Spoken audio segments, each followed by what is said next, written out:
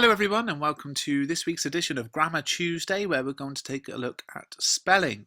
Everything you see in this video comes from the ebook that you can see on the screen, and do follow Mrs. Spag on Twitter for spelling, punctuation and grammar tweets, plus anything else that's interesting. So a lot of people quite often send me messages asking about spelling. How can I improve my spelling? Well, I think the best way to improve your spelling is to read books, to read newspapers. You just learn how to spell. But aside from that, there are some tips, tricks and good ideas to do with spelling. Some common mistakes that people make, some spelling rules that will help you remember things, some kind of little bits and bobs that will help you, which I'll go through in this video. The first one is to do with homophones. Now, homophones are words that sound the same but have different meanings. And you need to be aware of these words and to make sure that you don't make mistakes with them. So you just need to know that they exist and know the examples of them. So if I show you a few examples, they took their suitcases, they are over there. So there's the there. Come here, I can't hear you. I don't want to walk 20 miles, it's too much. And this is what I see very, very often as a teacher, this two and two, the mistake there.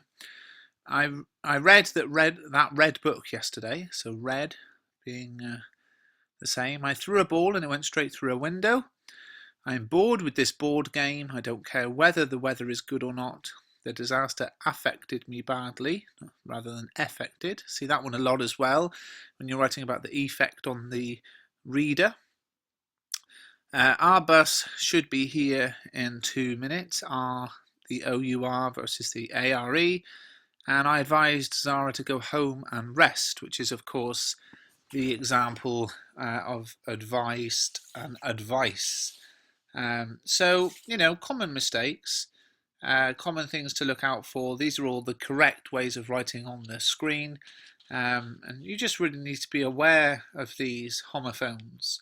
The annoying thing is that a computer spell checker will not pick up spelling mistakes that are homophone mistakes.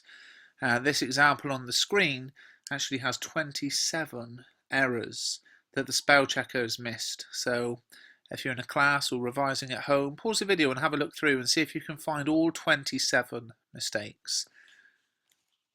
Obviously the Microsoft Word has picked up some grammar mistakes, but it didn't recognize any spelling mistakes. So some of the homophones are more commonly confused than others. Now there's a long list in the book which you can pick up through following the link in the description, but I'll go through a few here. So there's the word accept, which is a verb meaning to receive something or to agree with something. And then there's the word except, which means not including. That's one that people often mistake. To advise, which is a verb, some advice, which is a noun. To devise, verb, a device, noun. To practice, verb, a practice, noun. This is a really common one, okay, that I see a lot in GCSE papers. I guess perhaps the word practice just seems to come up a lot. You really do have to know that if you're writing it as a verb, it's with an S. You can see there's a pattern, can't you, that there's an S when it's a verb and a C when it's a noun there for those last three. To affect and effect. So, you know, just slight tweaks in the words that can make all the difference. And again, that's one that you write about all of the time in exam answers. Unfortunately, because these are common mistakes, I think that's the last one I put up, wasn't it? Because these are common mistakes, and there are many more in the book, they do stand out to examiners and teachers. A third of the marks in your GCSE exam, just as an example, are for spelling, punctuation and grammar. And if you're making mistakes in these sorts of areas, it will knock some marks off. There is a thing where, as part of the mark scheme, it says, you know, is the spelling incorrect but phonetically sort of plausible? In other words, have you, you know, written it as it sounds, even though you've written it incorrectly? But you don't want to be doing that. You want to just memorize a few of these obvious mistakes. Some words look the same as well, but sound completely different. So if we take, there we are, look with the eye, sound with the ear. Found a lovely picture of an eye, but after doing a Google image search for an ear, that's the best I could come up with. So if we take the O-U-G-H, there are, how many? 8 different ways that you can say that in this example. So again, if you want to do this in class, pause the video and see if anyone in the class can read through this correctly. If not, I'll read through it for you. Though rough people plough through my borough, I ought to do something, but I can't. I have a cough and hiccups. Now you can see the O-U-G-H sound there is, well, the O-U-G-H letters, I should say, come out in all different types of sounds. So, you know, the English language is a tricky thing. If you're learning it and it's not your first language, it's even harder. But there are just a few spelling rules that are going to help you. Some of them are more of a hindrance than a help, though, as I'll show you in a second. So in the English language, whenever you have the letter Q, it's always followed by the letter U. So if you're ever spelling something with a Q, you can just know the next letter is going to be a U. For example, Q, if you're in a long queue, which of course is a homophone again, isn't it, with Q as in a snooker cue, C-U-E. So if you're in a long queue, because you know it starts with Q, you know the next letter is going to be a U.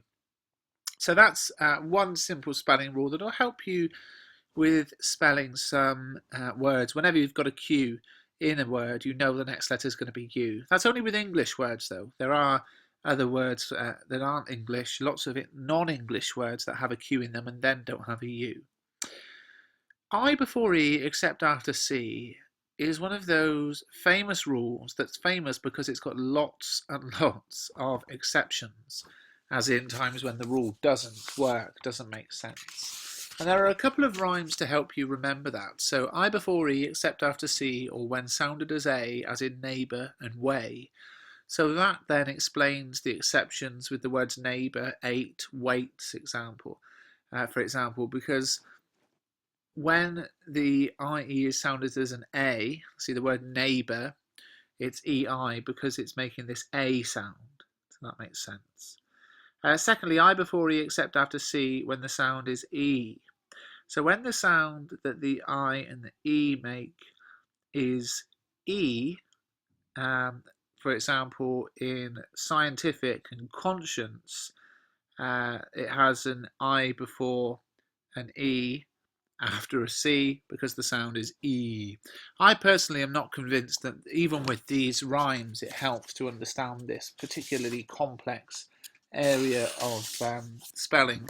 Even more so because even with those rules there are still exceptions, like the word caffeine, which is E before I. So it's just, you know, one of those things, this I before E except after C, it works for some or many words, but there are exceptions. But I suppose it's a good starting point to get going with. Finally then, prefixes, or prefixes as some people like to say. The bit that you put at the beginning of a word is called a prefix. Here are some examples. So you might know some of these. Anti, as in antibiotic, means against. So hearing, the auditory sound obviously, like auditorium. Aqua, as in aqueduct, is to do with water. Dis, obviously means not, disagree. Ex means previous, like ex-boyfriend. Un means not, as in unnecessary.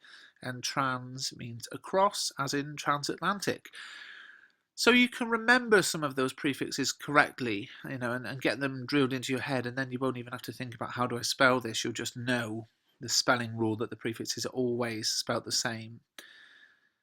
But even with that, sometimes prefixes can create confusion with spelling. So that, for example, and this is our final thing, for versus for.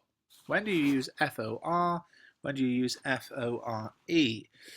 Well, for with an E is a Middle English word which means before or in front of, like foreground, the area at the front of a picture or photo. Forethought, thinking carefully about something before it happens. The word for, F-O-R, is an Old English prefix that creates the idea of banning, rejecting, neglecting or destroying, like forbid, to refuse to allow, or forgive, to stop yourself giving off anger or resentment. You really get the impression that they were not the good old days, don't you? So those are some ideas with spelling. As I say, there's more in the ebook. It's quite hard, I think, to make a video about spelling. It's a lot easier if you're reading it. So I've gone through some of the points in this video, but please do subscribe to the channel. I'm doing a grammar video every Tuesday, and that's why it's called Grammar Tuesday.